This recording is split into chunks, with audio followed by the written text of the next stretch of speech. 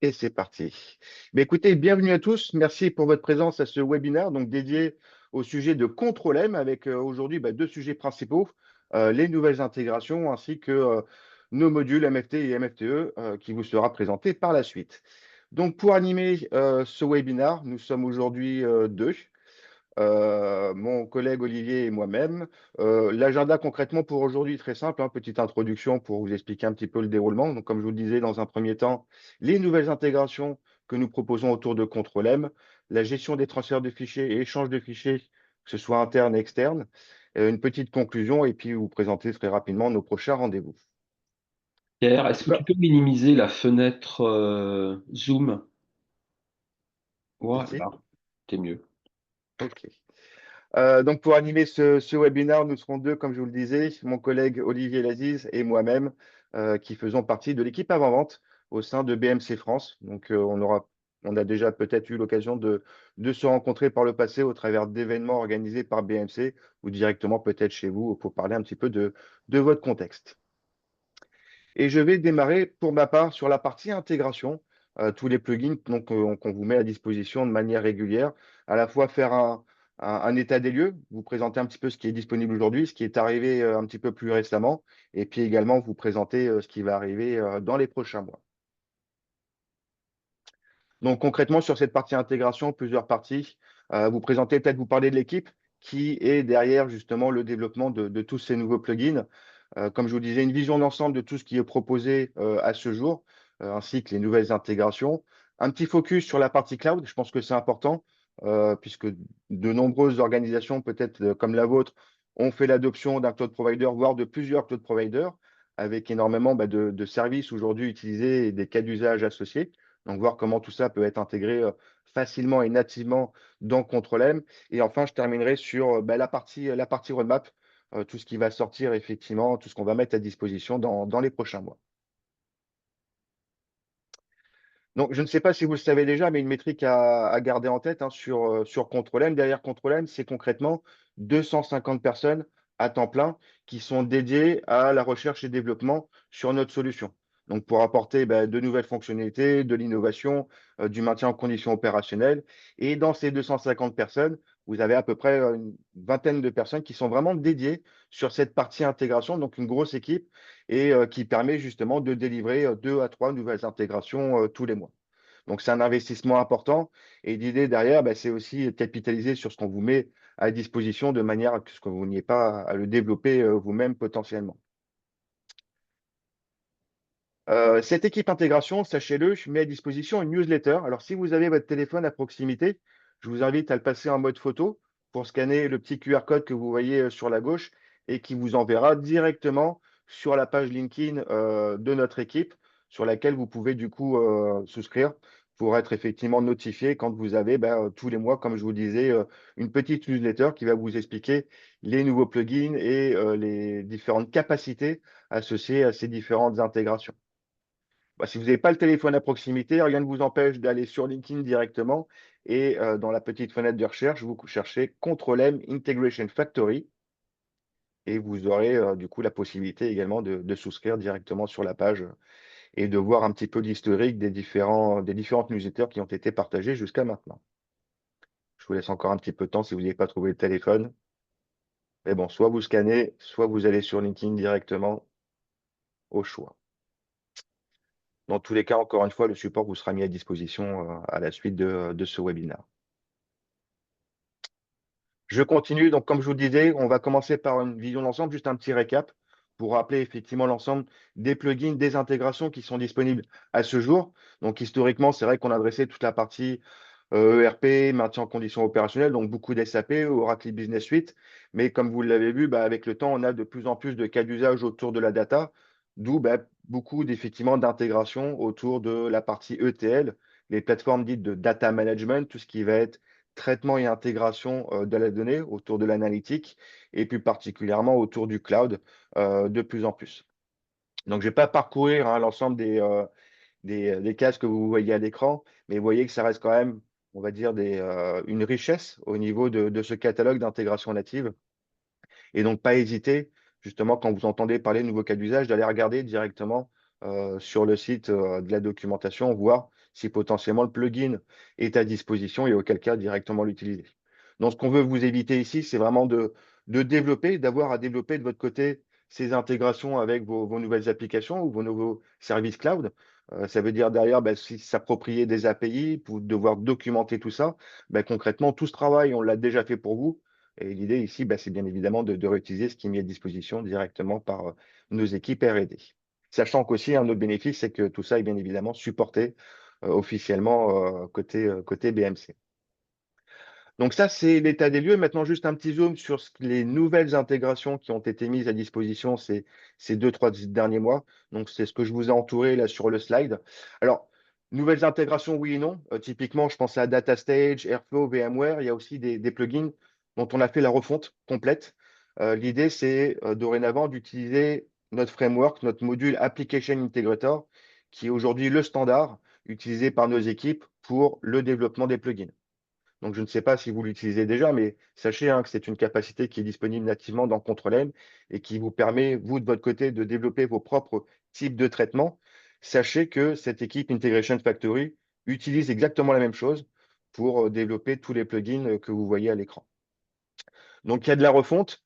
Donc, on se dit très bien, il y a un nouveau plugin qui est disponible, quid de l'existant? Eh bien, sachez typiquement pour DataStage, si je prends l'exemple de DataStage, on met également à disposition des outils de conversion de l'existant, ce qui vous évite à remodifier l'ensemble de vos workflows, de vos folders avec ce nouveau plugin.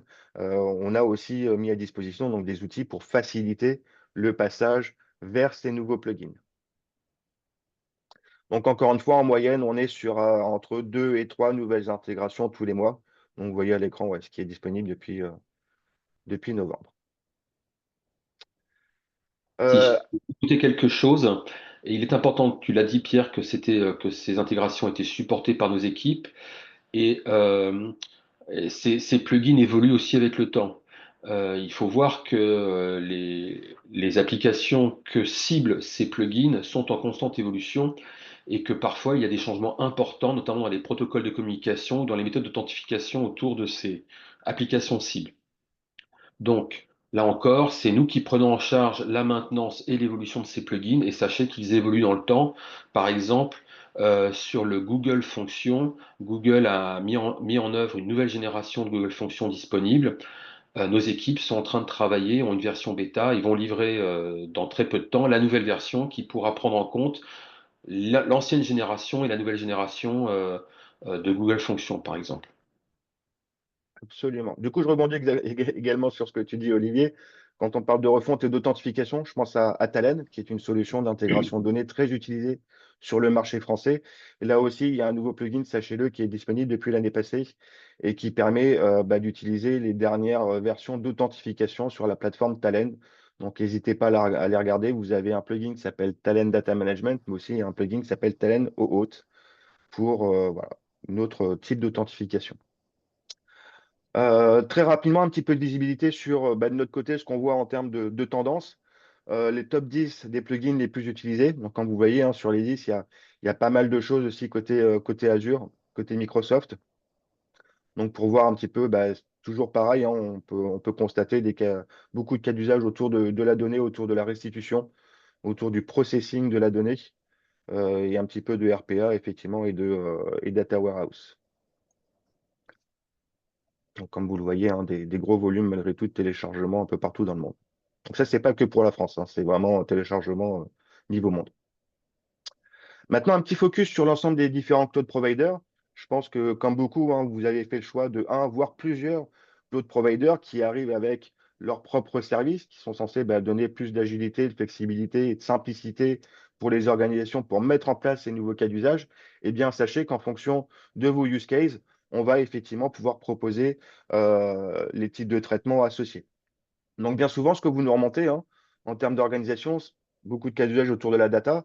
Il s'avère que ces équipes data sont assez isolées, elles travaillent dans leur coin. L'idée, c'est que généralement, ces équipes-là mettent en place de nouveaux use cases. Demain, c'est de la production. Et l'idée, c'est comment est-ce qu'on va pouvoir capitaliser, utiliser Control-M pour piloter, exploiter l'ensemble de la production, que ce soit l'historique, le legacy, toute la partie ERP dont on a parlé, mais aussi tous ces nouveaux use cases autour de la data que concrètement, les équipes data, leur rôle, c'est pas forcément de gérer le run. Ils sont censés être plutôt focalisés sur le build. Et tout ça vous permet justement d'intégrer facilement leur use case, de les orchestrer, de les piloter dans Control-M. Après, c'est pas que des sujets autour de l'ordonnancement, de l'orchestration de manière générale. C'est aussi profiter des capacités de SLA, de reporting, de tableau de bord pour de l'amélioration continue, de self-service. Donc, c'est aussi ça à évangéliser quelque part en interne, parce qu'encore une fois, ce sont les équipes qui sont pas mises dans un coin, mais qui travaillent généralement seules, comme je le disais, hein, dans leur silo. Et l'idée, c'est aussi bah, de pouvoir aller à leur rencontre et leur dire que bah, concrètement, vous avez aujourd'hui déjà une solution utilisée dans l'organisation qui pourrait les aider à piloter tout ça au quotidien. Donc ça, c'était pour le petit focus Azure. Je vous ai fait la même chose pour les deux autres, hein, à savoir GCP. Donc là aussi, pas mal de capacités sur la partie intégration données et processing. De plus en plus de use cases autour de tout ce qui va être la containerisation, qui est un sujet de plus en plus répandu, tel que le DevOps également, ou l'infrastructure as code. Donc ça, c'est des choses également que vous pourrez très facilement intégrer dans Control-M. Donc encore une fois, quand on parle d'intégration native, de plugin, l'idée, c'est encore une fois d'avoir le type de traitement associé, de faire un simple glisser-déposer. Et d'un point de vue développeur, c'est seulement quelques champs à renseigner, des cases à cocher pour très facilement mettre en place ce nouveau use case. Donc, on parle ici vraiment de permettre, on va dire, une accélération du go-to-market. J'ai un use case, j'ai les technos, j'ai les plugins. Ben, tout ça, très facilement, très rapidement, je peux commencer à recéter mes premières chaînes et voir les passer en prod si tout se passe bien. Le dernier focus est sur Amazon. Là aussi, donc encore une fois, vous voyez, hein, pour chaque cloud provider, on a toujours un petit peu la même logique, tout ce qui va être containerisation, tout ce qui va être analytique, processing de données, encore une fois, la partie workflow ou les formations ou cloud formation par exemple. Je vais avancer pour aussi laisser du temps à Olivier sur la partie MFT, MFTE. Et bon, vous aurez compris, hein, une grande richesse qu'on parle d'applications on-premise ou de services cloud aujourd'hui. N'hésitez pas à les regarder. Donc, sachez que tout ça est disponible au niveau de la documentation. Donc, je ne sais pas si vous y allez régulièrement, mais comme je vous le disais, en toute façon, on vous laisse le support. Vous aurez le lien directement qui pointera sur la page des intégrations spécifiques. Vous allez pouvoir voir aussi chronologiquement bah, les derniers plugins qui sont mis à disposition. Les liens également pour les télécharger sur le site de notre support. Et puis, bah, comment est-ce qu'on va configurer, paramétrer l'ensemble de ces nouveaux types de traitements avec voilà, toute la partie configuration associée. Donc, n'hésitez pas à aller jeter un coup d'œil, voire partager en interne pour dire, bah, écoutez, ça existe. Autant l'intégrer effectivement et capitaliser encore une fois sur Control-M pour gérer toute la partie run.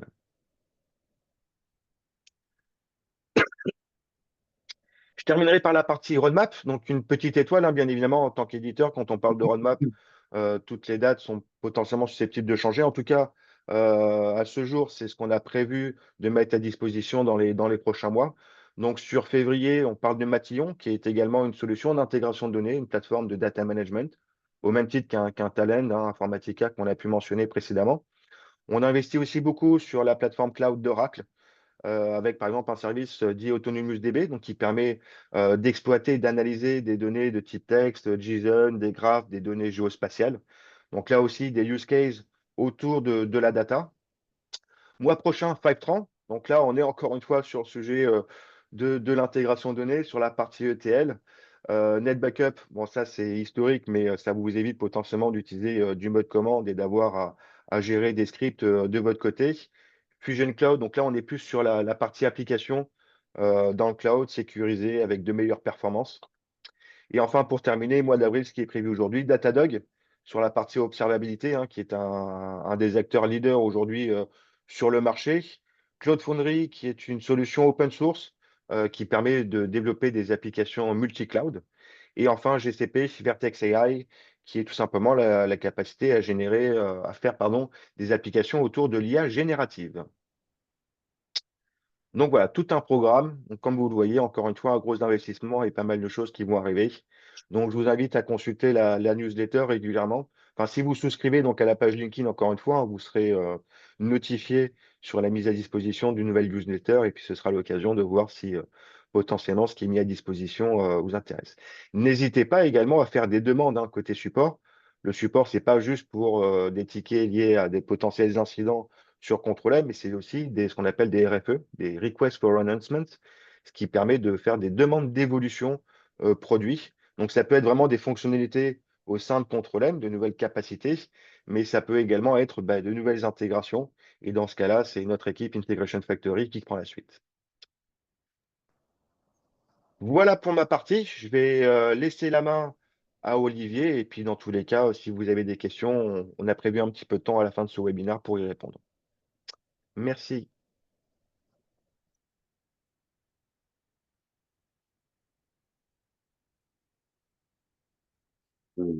Est-ce que vous voyez mon écran? Je n'ai pas l'impression. Pierre, alors attends, je fais stop share. Je refais share.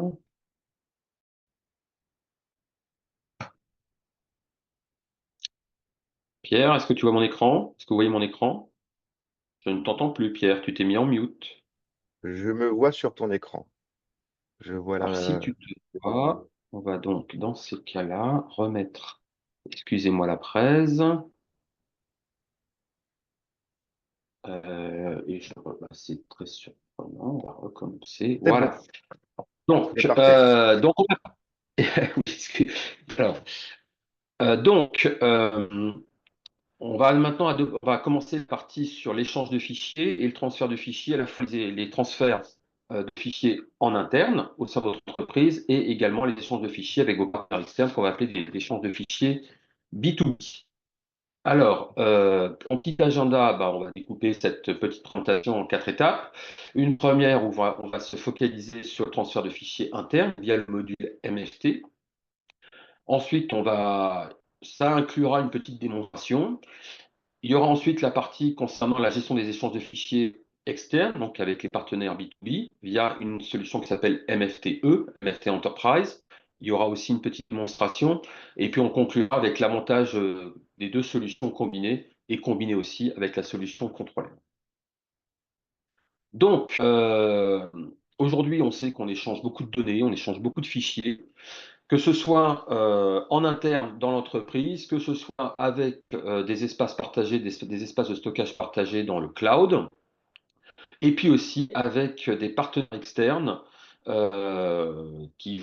avec lesquels on échange des fichiers, soit via le cloud, soit via des ressources et des espaces de stockage partagés entre votre entreprise et ses partenaires. Donc aujourd'hui, on a une solution complète basée sur Control-M et basée ensuite sur le module Control-M for MFT pour répondre à ces trois grandes familles de cas d'usage, le transfert et l'échange de fichiers entre collaborateurs internes et entre applications internes, l'échange de fichiers, le transfert de fichiers avec des ressources et des espaces de stockage dans le cloud, et puis des échanges de fichiers avec des partenaires externes qui vont se connecter via Internet à des ressources partagées. Si on commence par le contrôle MMFT pour les échanges internes de l'entreprise.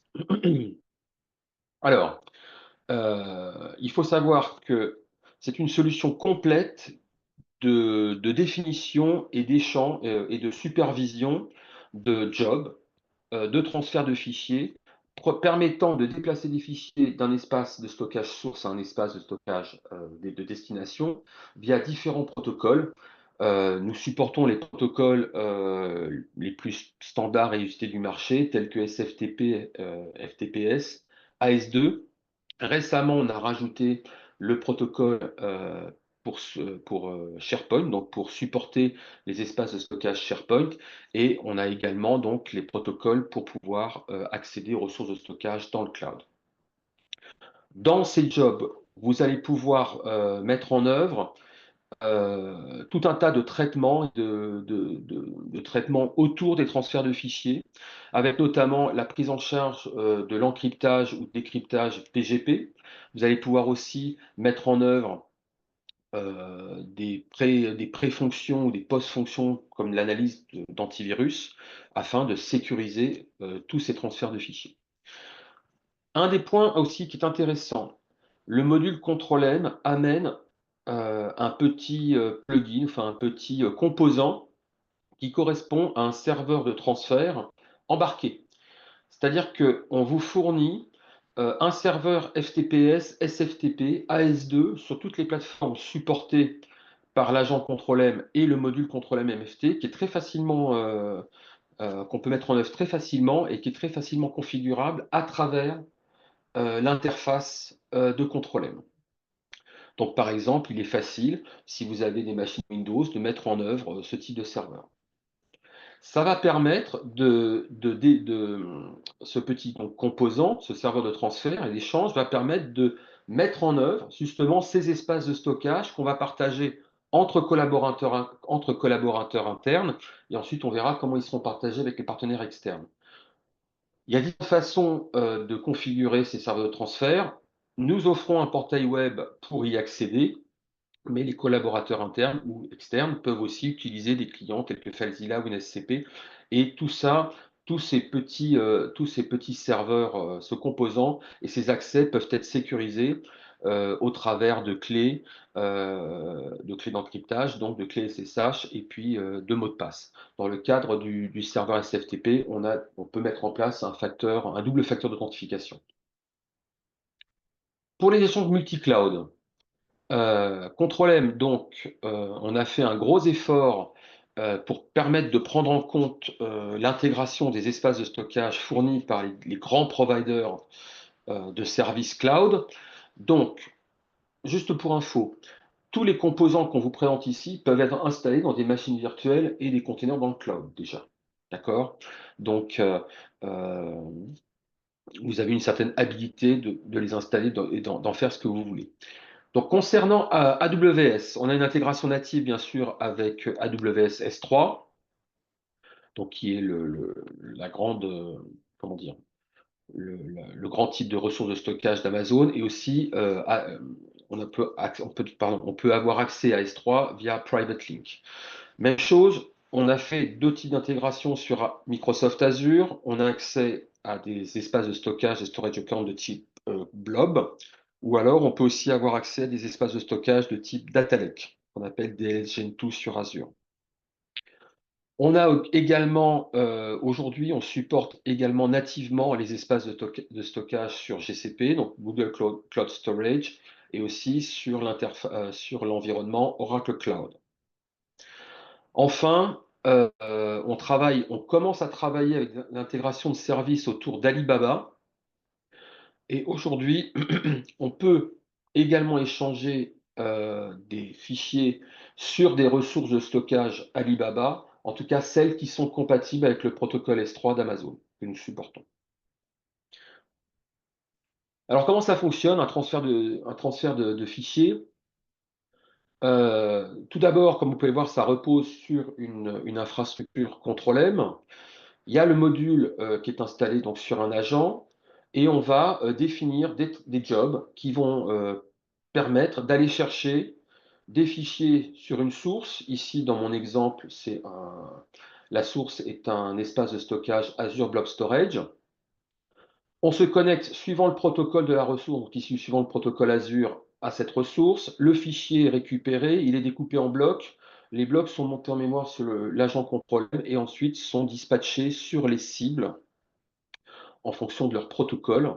Ce qui fait qu'on n'a pas besoin d'espace de stockage supplémentaire, il n'y a pas d'espace de stockage temporaire utilisé lors d'un transfert de fichiers. Et, et il y a la possibilité aussi de reprendre le transfert en cas d'erreur là où il s'est arrêté. Du fait qu'on est intégré à un environnement Control-M, il est évident qu'on va pouvoir coupler ces espaces, ces traitements de transfert de fichiers avec des traitements applicatifs. Alors, je vais vous faire maintenant une petite démonstration. Je me connecte sur mon environnement. Voilà. Donc, voilà ici, typiquement, je suis connecté à l'interface web de Control-M, pour ceux qui la connaissent, dans le domaine planning. J'ai ouvert ici un espace de travail de développement et j'ai commencé à définir un workflow mixant différents transferts de fichiers. On peut également y mixer donc des traitements applicatifs. Pour ce faire, Première chose qu'on peut voir, c'est que on peut enchaîner différents traitements et différents transferts de fichiers, tout simplement justement, en utilisant les fonctions d'enchaînement de job dans les workflows de contrôle M, ce qui fait qu'il n'y a pas besoin de mettre en œuvre des file watchers qui sont généralement assez difficiles à mettre en œuvre, assez coûteux, ça prend pas mal de ressources. Et puis le file watcher n'est pas toujours fiable parce que des fois on attend des fichiers qui doivent arriver entre comment dire, un certain intervalle horaire. Et puis s'il n'arrive pas, on ne sait pas trop ce qui se passe. Là, quand on crée un workflow dans Control M autour du transfert de fichiers, il n'y a pas besoin de watcher, tout s'enchaîne à la volée en relation avec des événements qui vont être qui vont être déclenchés par rapport à l'étape précédente.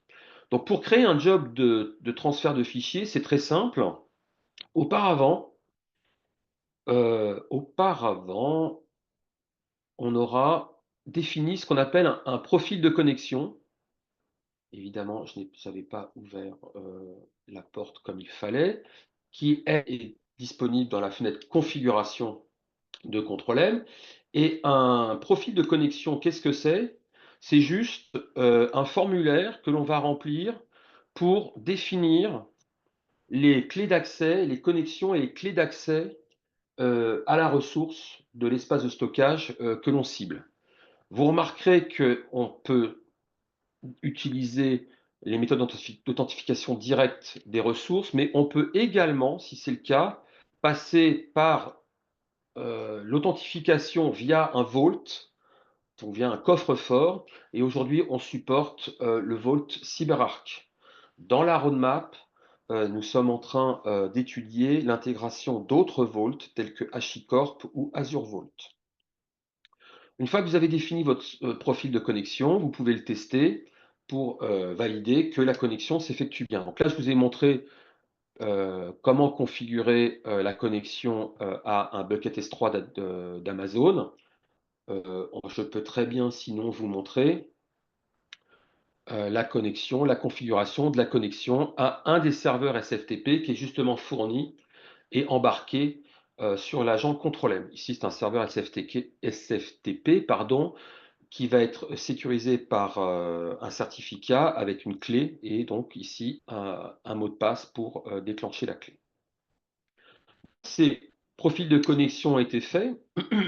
Ben, il est très facile derrière de les utiliser pour créer un job, puisque à partir du moment où on a mis l'agent sur lequel allait tourner le transfert, il suffit de cliquer sur les trois petits points pour avoir accès à tous les profils de connexion qui ont été déployés sur l'agent. Dans ces cas-là, vous en sélectionnez un. Là, j'ai donc sélectionné, c'est un transfert à partir d'un bucket S3 vers un espace de stockage Azure Blob. Une fois que j'ai mis en place mes profils de connexion, je peux très facilement, là encore, choisir et sélectionner les buckets, enfin, les ressources de stockage auxquelles me donne accès les profils de connexion. Donc ici, là, j'ai choisi le bucket S3, voilà, les buckets S3 auxquels j'ai accès via mon profil de connexion. J'en sélectionne un, je fais la même chose avec la partie Azure, et il ne me reste plus qu'à définir les fichiers qui vont être transférés. Là encore, c'est très facile, puisque vous avez une interface qui vous donne accès automatiquement au contenu des buckets, des espaces de stockage que vous avez sélectionnés. Donc vous pouvez sélectionner un fichier et il sera automatiquement pris en compte dans la définition des fichiers qui sont à transférer. En l'occurrence ici, on préfère transférer, utiliser une expression régulière pour faire un transfert de plusieurs fichiers. Je vais finir dans les options. Vous pouvez, comme je l'ai dit tout à l'heure, définir des traitements autour de ce transfert de fichiers qui vont pouvoir soit modifier le fichier source, soit modifier le fichier destination et permettre ainsi de customiser votre transfert et de customiser les traitements autour de ce transfert. De même, vous allez pouvoir définir des règles de nommage pour les fichiers destination, pour éviter évidemment qu'ils s'écrasent et pour garder toutes les versions possibles des fichiers de destination. Une fois que vous avez fait ça, donc vous avez défini votre workflow, votre job et votre workflow, j'ai juste rajouté un job de type SLA. Ce job de type SLA permet de mesurer l'exécution et de tracer ce qui se passe lors de l'exécution de ce workflow. C'est un des points forts de notre solution Control-M, c'est justement de pouvoir définir des niveaux de service sur les traitements associés au workflow et d'être renseigné en cas de rupture de ce contrat de service ou en cas de tendance vers une rupture de ce contrat de service. Bon, une fois que j'ai lancé comment dire, ce workflow, il peut être bien sûr schedulé, il peut être aussi donc lancé, exécuté. On va avoir accès à la partie monitoring à différentes vues.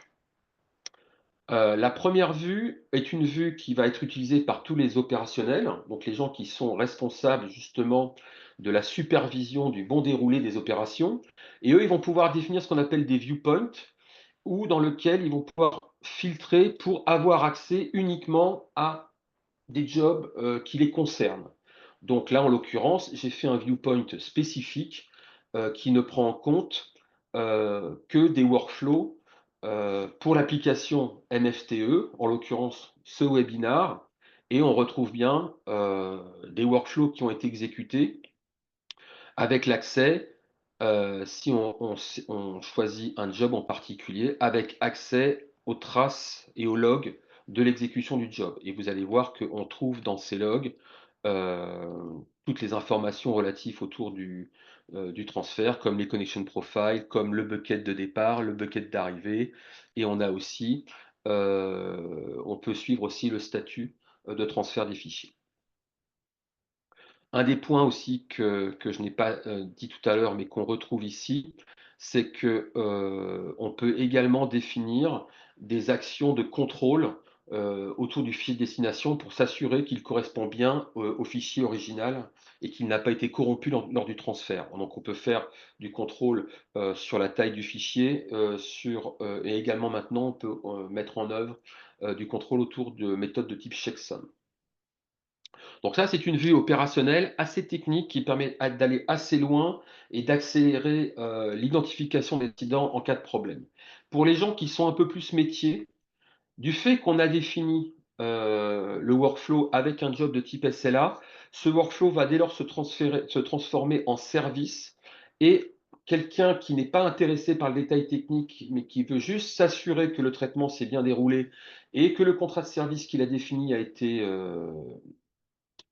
comment dire, accepté, enfin été, pardon, validé, lui peut avoir juste une vue synthétique de toutes les itérations d'exécution de son traitement et il peut s'assurer très vite pour savoir si c'est vert, c'est que ça s'est bien passé, si c'est rouge, c'est que ça s'est pas bien passé, si c'est jaune, c'est que c'est en train de s'exécuter et puis il a aussi, à un moment, il pourra être alerté si un des jobs du workflow prend du retard pour savoir et suivre ces éléments.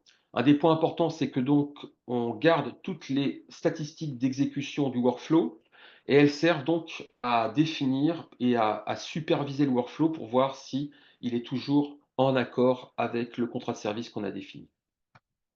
Si jamais il y avait un incident et que le service était en rouge, il suffit alors de cliquer sur le service pour ensuite avoir accès directement aux logs et aux traces d'exécution des jobs et identifier facilement les erreurs. Enfin, nous fournissons une autre vue qui est une vue, on va dire, également plutôt métier. Alors d'abord, on a une vue, on a un dashboard global qui permet de suivre l'état et tous les transferts de fichiers qui sont réalisés dans la plateforme. Donc ça permet de voir quels sont notamment les ressources qui sont les plus utilisées, que ce soit pour des ressources qui servent en tant qu'origine à des transferts ou en tant que destination à des transferts. Donc ça permet de voir quelles sont vraiment les ressources de stockage qui sont les plus utilisées dans l'entreprise. On a également accès à des notions euh, de débit. Enfin, on peut vérifier un certain nombre d'indicateurs pour s'assurer que l'ensemble des fonctions de transfert de fichiers fonctionnent correctement. Et enfin, pour certains utilisateurs, ça peut être très pratique, notamment les métiers, qui veulent savoir, lorsqu'ils ont reçu ou fourni un fichier, qui veulent suivre l'évolution de ce fichier à travers le temps et notamment suivre tout son parcours dans les différents jobs de traitement, de transfert de fichiers qui auront été mis en place.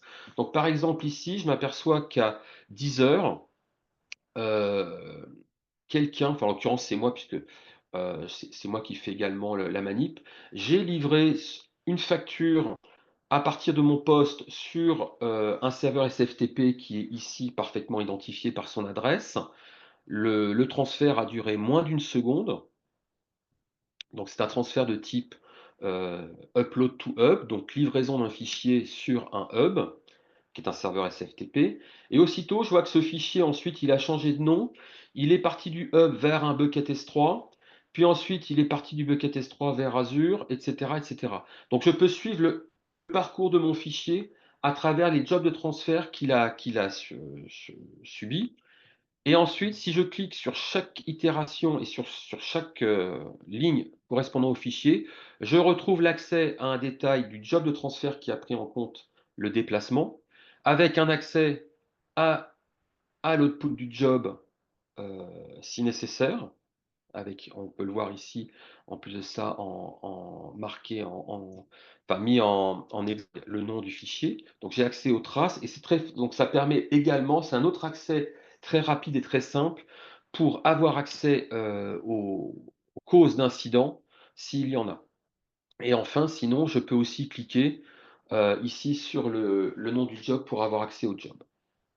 Donc comme vous pouvez le voir, voilà, autour de MFT, on utilise l'interface contrôle-M, on va utiliser les mécanismes fournis par la solution contrôle-M, que ce soit donc les gestions d'accords de SLA, comme je vous l'ai montré, pour définir des services. Vous pouvez également utiliser la fonction de reporting, la fonction de tableau de bord, pour suivre particulièrement tous vos jobs de transfert. N'oubliez pas vous avez la possibilité aussi dans contrôle-M de définir un service que vous allez pouvoir mettre à disposition à des utilisateurs en mode self-service. Donc, vous allez pouvoir définir un catalogue de services qui va vous permettre de déclencher des workflows, qui va permettre à des utilisateurs qui ne sont pas techniques de déclencher des workflows incluant des transferts de fichiers.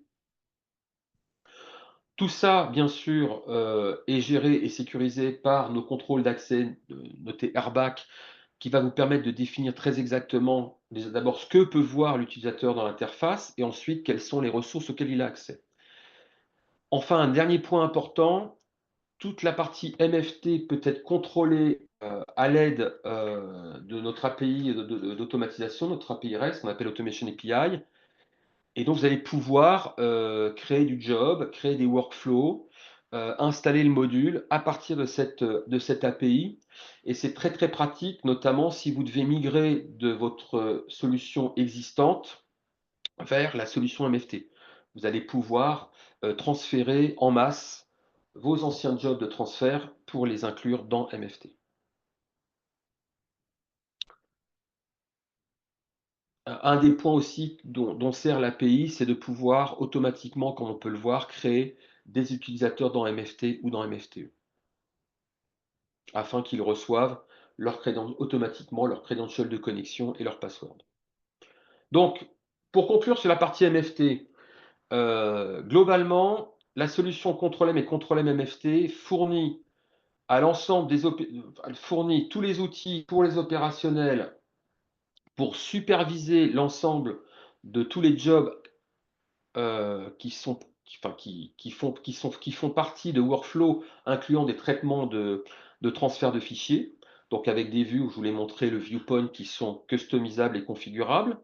On a pour les responsables métiers qui n'ont pas besoin d'avoir accès à des informations techniques, notamment pour débugger les problèmes, on a la vue synthétique qui permet aux responsables métiers de suivre leur traitement à un niveau plus élevé. Et eux, ils veulent juste savoir si ça s'est bien passé ou pas.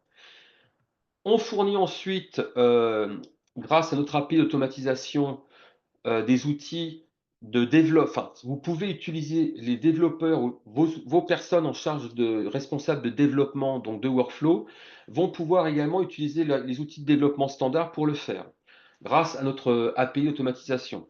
Donc, on peut développer du workflow, par exemple dans Visual Code Studio, soit à base de fichiers JSON, soit à base d'une librairie Python.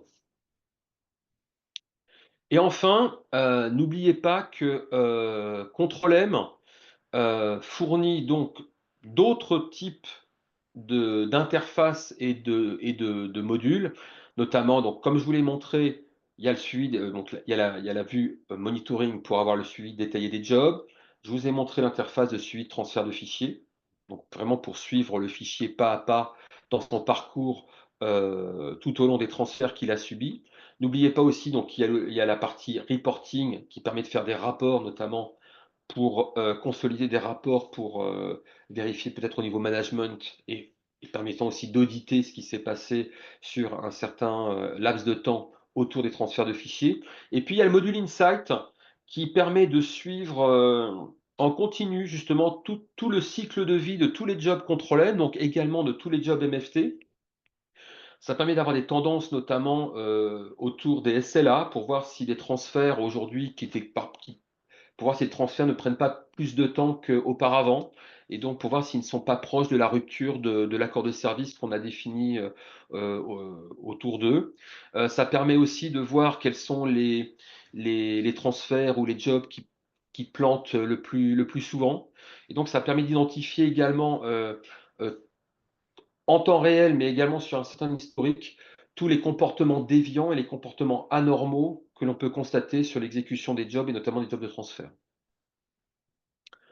Donc, grâce à cette intégration native de Control-M MFT dans Control-M, on a accès à toutes les fonctions de Control-M et on n'a surtout rien à redévelopper pour faire facilement du transfert de fichiers. Alors maintenant, on va aborder la partie d'échange avec les partenaires externes, donc la partie MFTE. Elle s'appuie sur les composants de Control-M que je vous ai déjà indiqué précédemment, à savoir le petit serveur embarqué sur les agents Control-M. Donc le but de cette solution est de fournir à des partenaires externes l'accès à des ressources de stockage internes pour échanger des fichiers. Donc ces ressources de stockage internes ici, euh, elles sont représentées par ce qu'on appelle le MFT Hub et elles ne sont accessibles, ces ressources, qu'au travers d'une gateway qui sera, elle, placée en DMZ et qui va jouer le rôle de proxy afin de filtrer les accès et de tracer les accès à ces ressources partagées d'échange de fichiers. Donc, on peut définir sur un environnement Control-M, on peut définir plusieurs sites. Donc, on peut adresser plusieurs sites d'échange de fichiers à différentes populations. Et puis, comme vous pouvez le voir, aujourd'hui, suivant la criticité des échanges que vous avez avec vos partenaires, vous pouvez mettre en place de la redondance de composants afin d'avoir une architecture d'échange de fichiers en haute disponibilité. Donc, ce qu'il faut savoir, c'est que toute cette plateforme, ces environnements d'échange de fichiers vont être configurés dans l'interface Control-M avec notamment deux points importants. On peut y définir des règles pour automatiser les traitements dès qu'un fichier arrive ou part d'un hub MFT. Et puis, vous allez voir aussi qu'on fournit la façon d'embarquer et d'enrôler de nouveaux utilisateurs et de nouveaux partenaires de façon très simple. Rapidement sur ce slide, parce que je vois que le temps tourne, je vais passer juste pour vous. C'est un slide pour vous montrer quelle est l'architecture technique et notamment en termes de sécurité, quels sont les flux à ouvrir. Donc c'est plutôt un slide, si vous voulez, qu'on pourra détailler lors de sessions plus spécifiques et privées. C'est juste là pour bien vous montrer que l'utilisateur externe, qui donc lui va se connecter soit via un portail, donc le protocole HTTPS, soit par des outils de type client de connexion à des serveurs d'échange de fichiers tels que FileZilla ou WinSCP, il va se connecter donc à des ports de connexion en suivant les protocoles mis en œuvre. Il ne se connecte qu'à la gateway qui est placée en DMZ, donc qui va jouer le rôle de proxy. Elle, son rôle, c'est que dès qu'un utilisateur externe va se connecter, quelle que soit la méthode, elle va d'abord vérifier ses accès, vérifier ses permissions, et ensuite, si seulement il a le droit, l'utilisateur a le droit d'accès au hub où se trouvent les ressources de stockage partagées, elle va ensuite forwarder la communication et donner accès à l'utilisateur externe à la ressource de stockage.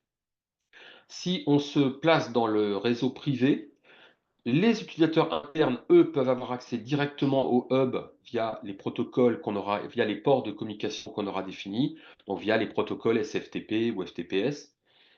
Ils ont aussi donc un serveur, web, un portail web qui leur est dédié et également, bah, comme le hub, il est géré sur un agent, il pourra également, échanger des fichiers avec Control-M MFT et donc, comment dire? On pourra déposer des fichiers, des workflows Control-M pourront aller chercher des fichiers, détecter des fichiers ou déposer des fichiers sur ces environnements web.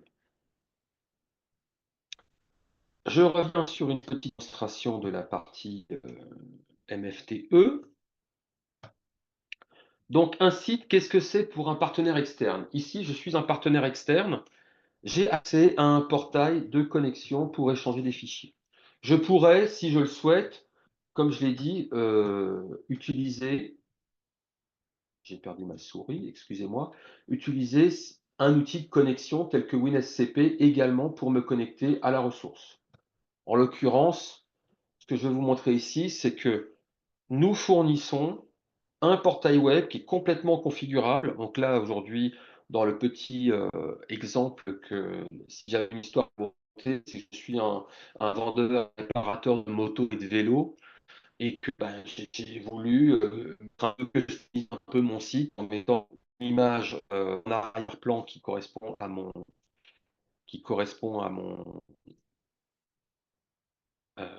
à mon métier. Je peux également changer le titre, je peux customiser mon portail.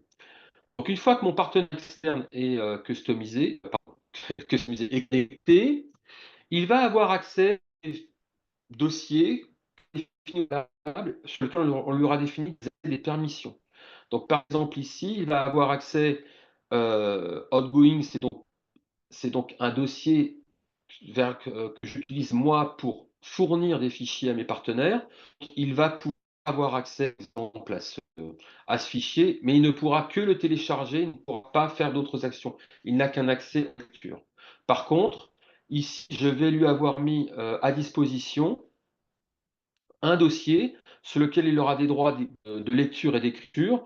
Notamment ici, bah, par exemple, il pourra, s'il le souhaite, supprimer un fichier et il va pouvoir également, hem, me transférer un fichier ou, un dossier complet.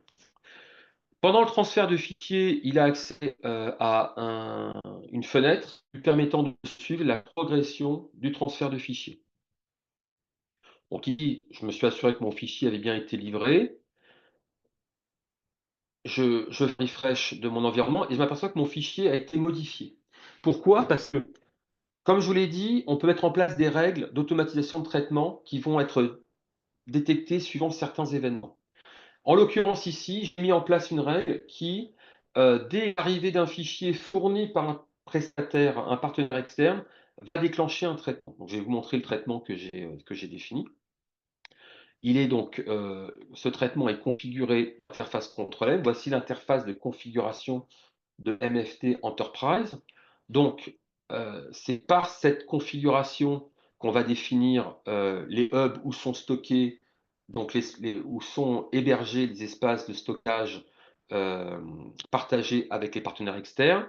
On a la gateway, donc qui permet de jouer le rôle de proxy et de filtre et on va trouver ici, le menu pour à la fois customiser mon site et mon portail, paramétrer mon hub, paramétrer mes gateways, sachant que beaucoup de ce paramétrage correspond à mettre en place, les protocoles de communication, que l'on veut utiliser entre tous les éléments et notamment mettre en place les éléments de sécurité, d'encriptage, certificats nécessaires pour sécuriser les composants.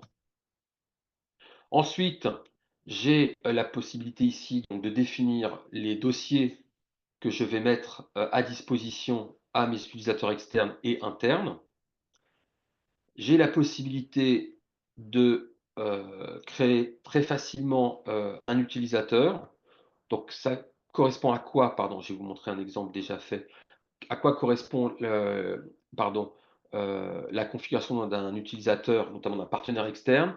Je lui donne un nom de connexion, je lui donne un password, je définis son adresse email, je définis, à quelle compagnie il appartient, quel est le dossier le dossier que je vais partager avec lui et aussi également, je vais pouvoir mettre, si j'ai décidé de sécuriser les connexions avec un certificat, je vais pouvoir mettre également la clé publique pour utiliser ce certificat.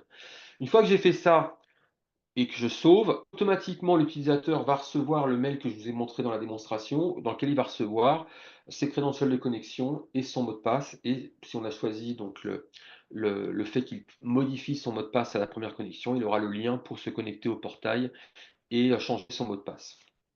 On peut ensuite grouper les utilisateurs par équipe. Et enfin, j'en viens à la configuration des règles. C'est très simple. On a 4 types de règles. On a donc des règles qui vont réagir donc, à 4 types d'événements. D'abord des événements liés aux échanges avec les partenaires externes. Donc ici, c'est la livraison d'un fichier par un partenaire externe sur notre hub. Ici, c'est le téléchargement d'un fichier par un partenaire externe, donc il récupère un fichier qu'on a mis à sa disposition. Et on a aussi les mêmes types de règles pour des événements liés à la livraison d'un fichier sur le hub par un utilisateur interne, donc utilisateur interne qui peut être un vrai utilisateur ou bien contrôle M qui aurait livré par un workflow un fichier. Et on a également la même chose pour la récupération des fichiers sur le hub par un utilisateur interne. Donc dans l'exemple que je vous ai montré tout à l'heure, mon utilisateur externe, donc une fois qu'il a livré son fichier dans le dossier, on a vu que le fichier avait changé de nom. Pourquoi? Parce que donc j'ai défini une règle de type upload, facture des fournisseurs, donc qui correspond à la livraison de fichiers par un partenaire externe. Donc, on va tout simplement définir des conditions de déclenchement de cette règle. Ici, ça correspond à l'arrivée d'un fichier de type PDF sur le répertoire dédié à la livraison pour les partenaires de ces factures. On peut rajouter donc d'autres conditions. On peut mettre des conditions sur l'utilisateur qui aura livré la facture, la taille du fichier. Et ensuite, on va définir un certain nombre d'actions. Et donc ici, j'ai défini des actions pour lancer un script qui va lancer mon analyse d'antivirus. Suivant la réussite ou l'échec de chaque action, on peut décider d'arrêter le process et de supprimer le fichier. Donc c'est important, par exemple, si l'analyse antivirus montre que le fichier contient un virus, il est important d'avoir l'option que s'il y a une erreur qui est détectée, on supprime le fichier. Une fois que le fichier a été validé par l'antivirus, j'ai décidé de déclencher un workflow contrôle M, qui est le workflow que je vous ai présenté tout à l'heure, pour effectuer des traitements autour du fichier qui a été livré. Et puis, une fois que tout se passe bien, je vais notifier par email la personne qui m'a livré. Enfin, d'abord, je notifie la personne qui est responsable du fichier qu'il a reçu un mail. Et ce dont on s'aperçoit, c'est que nous fournissons grâce à l'outil, tout un tas de variables qui vont pouvoir être utilisées, notamment dans les traitements d'antivirus ou dans les traitements, dans les workflows control M qui seront déclenchés par cette règle. Donc, on a tout un tas de variables autour des propriétés des fichiers qui sont livrés pour pouvoir justement customiser les traitements autour des fichiers qui sont échangés avec nos partenaires. Et derrière, eh ben, écoutez, on retrouve les mêmes outils de monitoring qu'on a vu précédemment, à savoir, là voilà, il y a bien eu un traitement qui s'est déclenché à la réception de mon fichier. Et donc on retrouve exactement les mêmes outils de monitoring et on va pouvoir également suivre le parcours du fichier tel qu'il aura été échangé. Voilà.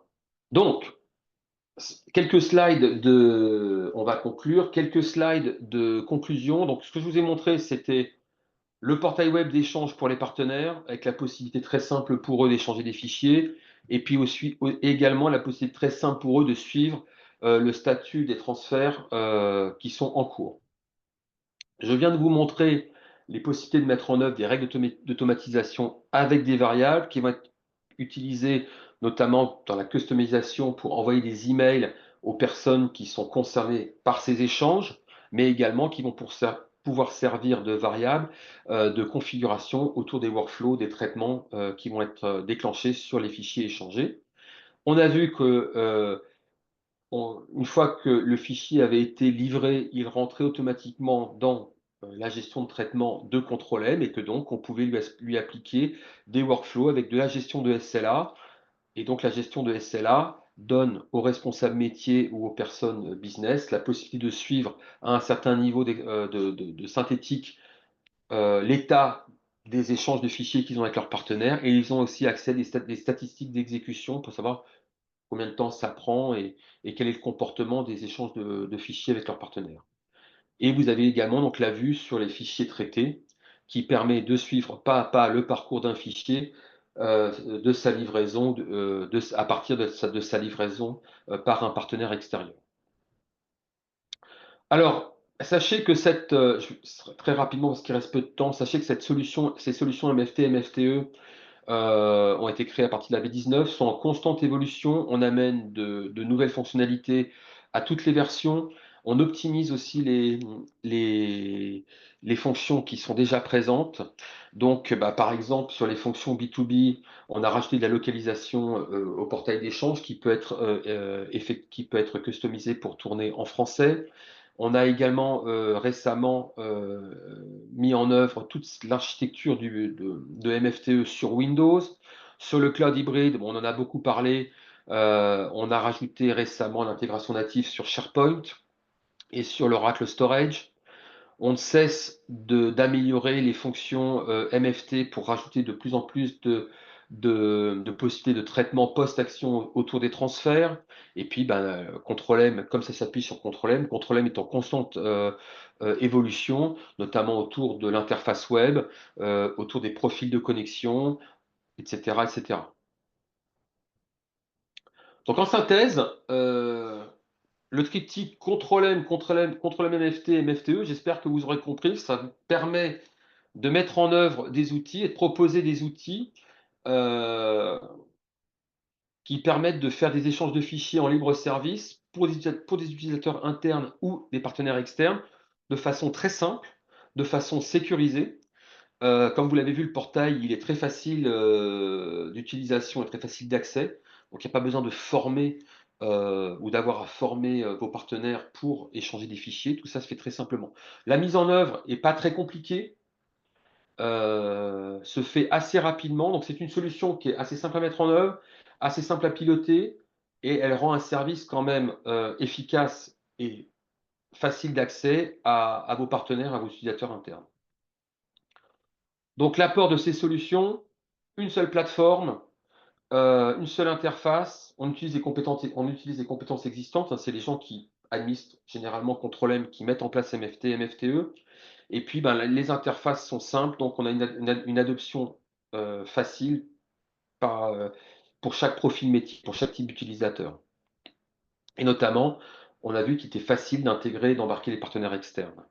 Donc, le fait d'avoir ce cockpit global qui va permettre de suivre à la fois les traitements autour des fichiers et les échanges et les transferts autour de fichiers, ça permet de très rapidement détecter les incidents s'il y en a, et puis de les résoudre. Donc ça donne une gouvernance globale d'autant plus efficace que toutes les informations dont vous avez besoin pour suivre la bonne exécution des transferts de fichiers, des échanges et des traitements autour des fichiers se trouvent au même endroit. Pas besoin d'avoir plusieurs outils, il n'y a qu'un seul outil, les composants sont assez simples à mettre en œuvre, donc ça va réduire de façon assez importante des coûts de mise en œuvre et de maintenance.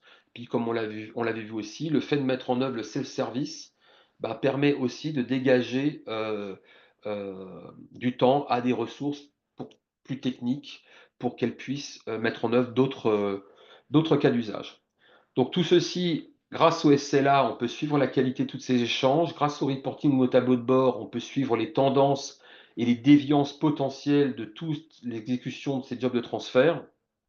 Et puis, grâce à notre outil de reporting et aussi nos tableaux de bord, on va pouvoir suivre et tracer tous les accès à ces ressources de stockage permettant de créer des échanges de fichiers. Donc, on va améliorer la sécurité et la conformité.